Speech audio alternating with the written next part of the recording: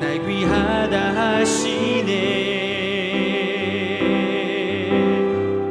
나는 오늘 피었다 지는 이름 없는 꽃과 같네. 바다에 있는 파도 안개와 같지만 주는 나를 붙드시고 부르짖음 들으시며 날 귀하다 하시네.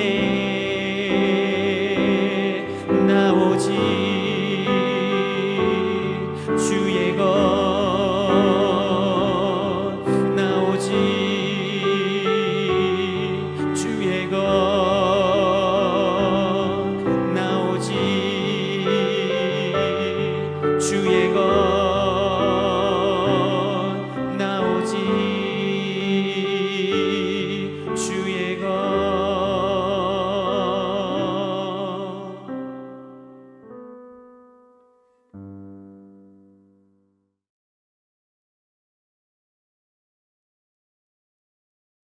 사랑하는 성도 여러분, 안녕하세요. 오늘 같이 읽을 말씀은 시편 74편 12절부터 23절까지입니다. 같이 읽겠습니다. 하나님은 예로부터 나의 왕이시라. 사람에게 구원을 베푸셨나이다. 주께서 주의 능력으로 바다를 나누시고 물 가운데 용들의 머리를 깨뜨리셨으며 리보야단의 머리를 부수시고 그것을 사막에 사는 자에게 음식물로 주셨으며 주께서 바위를 쪼개어 큰 물을 내시며 주께서 늘 흐르는 강들을 마르게 하셨나이다. 낮도 주의 것이요 밤도 주의 것이라. 주께서 빛과 해를 마련하셨으며 주께서 땅의 경계를 정하시며 주께서 여름과 겨울을 만드셨나이다. 여호와여, 이것을 기억하소서. 원수가 주를 비방하며 우매한 백성이 주의 이름을 능욕하였나이다. 주의 맷 비둘기의 생명을 들짐승에게 주지 마시며 주의 가난한 자의 목숨을 영원히 잊지 마소서. 그 언약을 눈여겨 보소서. 무릇 땅의 어두운 곳에 포악한 자의 처소가 가득하나이다. 학대받은 자가 부끄러이 돌아가게 하지 마시고 가난한 자와 궁핍한 자가 주의 이름을 찬송하게 하소서. 하나님이여, 일어나 주의 원통함을 푸시고 우매한 자가 종일 주를 비방하는 것을 기억하소서. 주의 대적들의 소리를 잊지 마소서. 일어나 주께 항거하는 자의 떠드는 소리가 항상 주께 상달되나이다. 아멘. 시편 74편의 시작에 보면 표제가 아삽의 마스길이라고 되어 있습니다. 마스길이라는 단어의 뜻은 교훈이라는 뜻입니다. 시편을 노래한 사람이 깊이 깨달은 바가 있는데 그것을 후대에 전하기 위해서 시편을 기록한 것입니다. 오늘 본문의 앞부분을 잠시 살펴보면 1절부터 11절까지는 두 단어로 요약됩니다.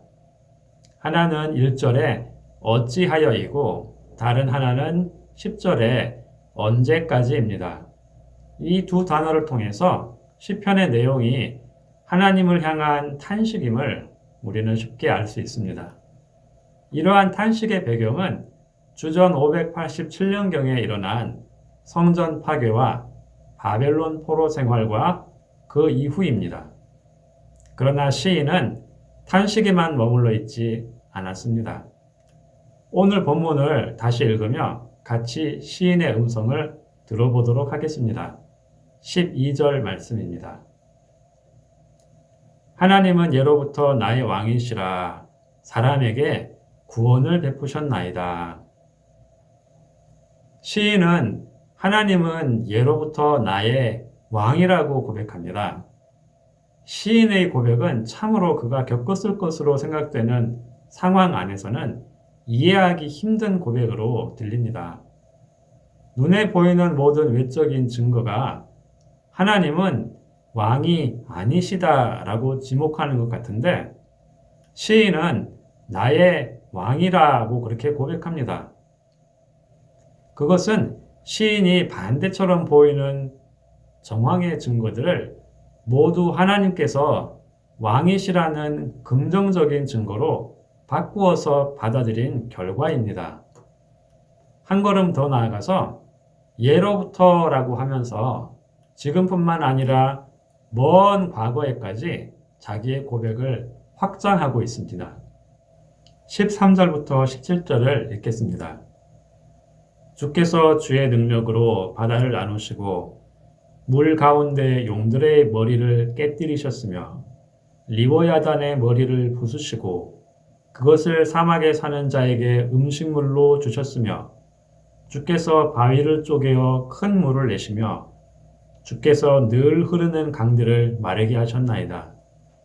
낮도 주의 것이요 밤도 주의 것이라. 주께서 빛과 해를 마련하셨으며 주께서 땅의 경계를 정하시며 주께서 여름과 겨울을 만드셨나이다. 그는 자기가 물려받은 신앙의 전통을 따라서 과거의 먼 시간까지 하나님은 어떤 분이신가에 대한 고백을 이어갑니다. 하나님은 온 세상을 두렵게 하는 바다의 물과 그 안에 자리 잡은 세력, 용들의 머리를 부수시는 분이십니다. 그리고 하나님은 온 땅의 경계를 확정하는 분이십니다. 바다물과 용은 아마도 하나님 나라의 어둠의 그림자를 데리우던 애국과 바로를 상징한다고 이해할 수 있습니다. 그와 마찬가지로 그가 살았던 당시 바벨론과 그 왕을 빗대어 노래한 것으로도 볼 수 있습니다. 땅의 경계를 확정하는 것은 한 나라의 군사력이나 경제력이 달린 것이 아니다라고 시인은 말합니다. 그것을 결정하는 분은 바벨론 왕이 아니라 하나님이다라고 말하고 있는 것입니다. 이는 지금도 마찬가지입니다. 급하게 출렁이는 세상의 물결을 보면서 두려워할 것이 아니라 오늘 시인과 같이 하나님이 어떤 분이신가 같이 고백하면 좋겠습니다. 시인은 창조의 하나님에 대한 기억을 과거의 사건으로만 묶어두지 않고 있음이 분명합니다. 과거에 대한 기억을 회상하는 이유는 하나님께서 지금 나에게 행하고자 하시는 일이 무엇일까 알고 싶기 때문입니다. 그래서 하나님께서 어떤 분이신가를 아는 것은 믿음 생활의 핵심입니다. 18절부터 23절을 읽겠습니다. 여호와여 이것을 기억하소서. 원수가 주를 비방하며 우매한 백성이 주의 이름을 능욕하였나이다. 주의 맷비둘기의 생명을 들짐승에게 주지 마시며 주의 가난한 자의 목숨을 영원히 잊지 마소서. 그 언약을 눈여겨 보소서. 무릇 땅의 어두운 곳에 포악한 자의 처소가 가득하나이다. 학대받은 자가 부끄러이 돌아가게 하지 마시고 가난한 자와 궁핍한 자가 주의 이름을 찬송하게 하소서. 하나님이여 일어나 주의 원통함을 푸시고 우매한 자가 종일 주를 비방하는 것을 기억하소서. 주의 대적들의 소리를 잊지 마소서. 일어나 주께 항거하는 자의 떠드는 소리가 항상 주께 상달되나이다. 하나님이 어떤 분이신가에 대한 고백을 한 후에 시인은 하나님께 합당한 반응을 보입니다. 하나님을 알아가는 것은 늘 그의 합당한 반응을 요구하기 때문입니다. 하나님에 대한 합당한 반응을 우리는 하나님과 살아있는 관계 가운데 있는 믿음이라고 말할 수 있습니다. 시인은 하나님은 어떤 분이신가 곰곰이 묵상한 후에 두 가지 반응을 나타냅니다. 하나는 18절에 기억하소서입니다. 여기서 먼저 놓치지 말아야 할 것은 시인은 자신도 하나님을 기억했다는 것입니다. 주변의 환경이 하나님을 등지도록 유혹하고 몸으로 겪고 있는 현실이 하나님을 저버리도록 압박하는 모든 상황 가운데서 그는 하나님을 기억했습니다.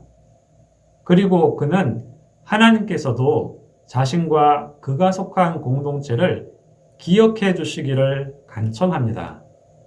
우리가 하나님을 묵상했듯이 하나님도 우리를 묵상해 주십시오 요청하는 것입니다. 예레미야 2장 2절 말씀에 보면 하나님께서 언약 백성과 신혼의 설레임을 나누던 때를 기억한다고 말씀하십니다. 읽어보겠습니다. 가서 예루살렘의 귀에 외칠지니라.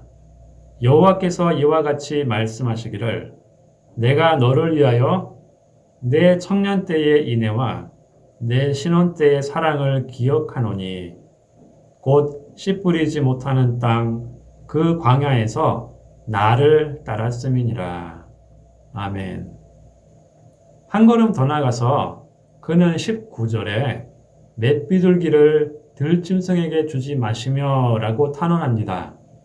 맷비둘기는 하나님의 감정을 자극하는 표현입니다. 우리도 자녀들을 향해서 불쌍한 내 새끼 하면서 등을 쓰다듬고 하지 않습니까? 이와 같은 것입니다. 시인은 하나님께서 자기 백성을 불쌍히 여기시는 마음이 타오르도록 탄원하고 있습니다. 두 번째 반응으로 20절에 그 언약을 눈여겨보소서라고 하나님께 도전합니다. 문법적으로는 명령형이 사용되었습니다.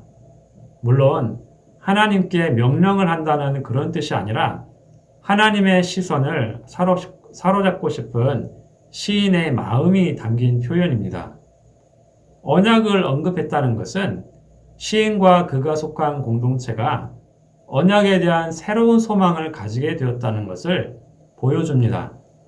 바벨론 포로로 끌려간 사람들 가운데 다수의 사람들이 언약은 자기들의 죄 때문에 파기되었고 하나님은 우리를 영원히 버리셨다고 절망하는 것이 그 당시의 대세였습니다. 이것은 신앙의 옷을 입은 불신앙이었습니다. 그런데 소수의 사람들이 그 가운데서 자기들의 죄의 결과, 즉 하나님의 징계를 인정하면서도 동시에 그것이 전부가 아니다. 아직 우리에게는 언약이 그대로 유효하게 남아있다 믿고 새로운 마음으로 하나님께 돌아왔던 사람들이 있었습니다. 시인이 바로 그런 사람 가운데 하나인 것입니다. 오늘 말씀을 정리하겠습니다. 본문 가운데 나타난 하나님은 어떤 분이신가요? 하나님은 과거나 지금이나 앞으로도 우리의 왕이신 분이십니다. 하나님은 우리의 왕으로서 지금도 우리를 열심으로 다스리시고 기억하는 분이십니다. 하나님은 어떤 분이십니까? 하나님은 언약을 신실하게 이루어 가고 계신 분이십니다. 하나님은 과거로부터 현재에 이르기까지 모든 역사 속에서 자신에게 신실한 언약 백성을 친히 만들어 가시는 분이십니다. 오늘 그 하나님 나라 백성이 바로 우리들임을 그분 앞에 기억하는 하루가 되면 좋겠습니다. 기도하겠습니다. 사랑하는 하나님 아버지, 오늘 말씀을 통해서 하나님은 우리의 왕이시고 친히 우리의 삶을 다스리기 원하신다는 것을 묵상했습니다. 그리고 하나님께서 시인과 그 공동체를 비록 혹독한 환경이었지만 그 가운데에서도 하나님의 친언약 백성으로 회복시키시고 양육해 가신다는 것을 묵상했습니다. 하나님 아버지, 오늘 우리에게도 오셔서 친히 우리를 양육해 주십시오. 하나님의 언약 백성으로 친히 다스려 주시고 만나 주십시오. 시인과 같이 삶이 고단해서 우리를 기억해 달라고 큰 소리로 외치고 싶을 때 하나님 아버지, 우리의 연약함을 불쌍히 여겨 주옵소서. 새로운 힘과 새로운 안목을 주셔서 끝까지 신실하게 남도록 함께하여 주십시오. 우리 주 예수님의 이름으로 기도합니다. 아멘. 오늘 도고 기도는 교회 교역자들과 선교사들 및 사역자들을 위해서입니다. 먼저 교역자들이 온전한 순종과 섬김으로 행하게 하시고 말씀 연구와 선포 사역에 집중하도록 기도하겠습니다. 선교사 및 사역자들이 주님의 명대로 보내신 곳에서 사람들을 그리스도께로 인도하는 일에 몰입하도록 그 현장 가운데 주님의 역사하심이 있도록 기도하겠습니다. 이어서 담임 목사님의 강건함과 몸이 연약한 지체들, 여러 가지 어려운 상황 가운데 부르짖는 지체들을 기억하시고 타지에 있는 지체들과 군복무하는 자녀들을 위해서 코로나 상황의 종식과 더불어 교회 사역의 정상화를 위해 기도하시고 개인의 기도 제목을 가지고 기도하겠습니다.